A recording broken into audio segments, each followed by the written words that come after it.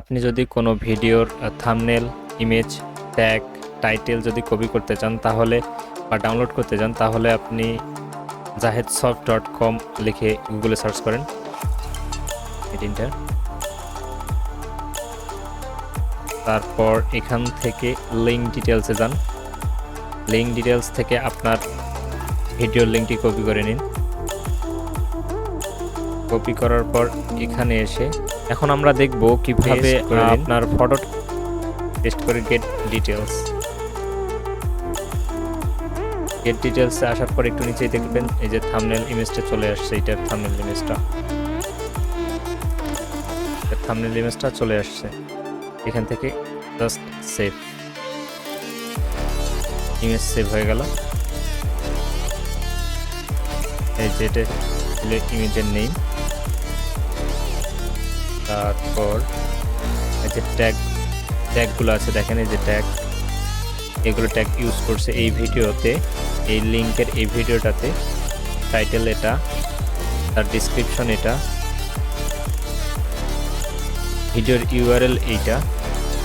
তারপর যে ট্যাগগুলো ব্যবহার করছে সে ট্যাগগুলো হচ্ছে তোমার ডেভেলপার জাহিদ, তারপর photo to text convert, photo to text. তারপরে ইমেজটা যদি আরও এই সাইজের ইমেজ চান 448 তাহলে এই লিঙ্কটা ওপেন করবেন। আবার যদি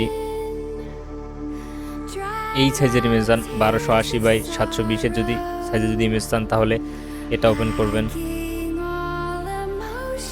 এই সাইজের ইমেজটা আপনি রাইট ক্লিক করে ডাউনলোড করে দিলেই হয়ে যাবে ডাউনলোড। যেটা চান তাই হবে। তারপর আর একটু নিচে গেলে আরও পাবেন, যে এখানে দেখেন শো করেন আরও অনেক কিছু ডিটেলস আছে। আপনি এখান থেকে একটা করে যেটা দরকার আপনি সেটা নিয়ে নিতে পারেন। একটা ভিডিওর জন্য থাম্বনেল, টাইটেল এবং ট্যাগ অনেক বেশি ইম্পর্টেন্ট। আপনি যে রিলেটেড ভিডিও বানাবেন বা বানাতে চাচ্ছেন সে টাইপের ভিডিও অলরেডি ইউটিউবে আছে। এখন আপনার ইউটিউবের ভিডিওটিতে কী ট্যাগ ব্যবহার করবেন এটা একটু কনফিউশনের ব্যাপার হয়ে দাঁড়ায়। অনেক রিসার্চ করে ট্যাগগুলো সেট না করলে আপনার ভিডিওটা র্যাঙ্কে আসবে না। তাদের ভিডিওগুলো অলরেডি র্যাঙ্কে আছে, তাদের ট্যাগগুলো যদি আপনি ব্যবহার করতে পারেন তাহলে আপনার ভিডিওটা তাদের কাছাকাছি যাওয়ার যোগ্যতা রাখে। ওই কিওয়ার্ডে যদি মানুষ সার্চ করে তাহলে আপনার ভিডিওটাও কিন্তু তার জায়গায় চলে যাবে।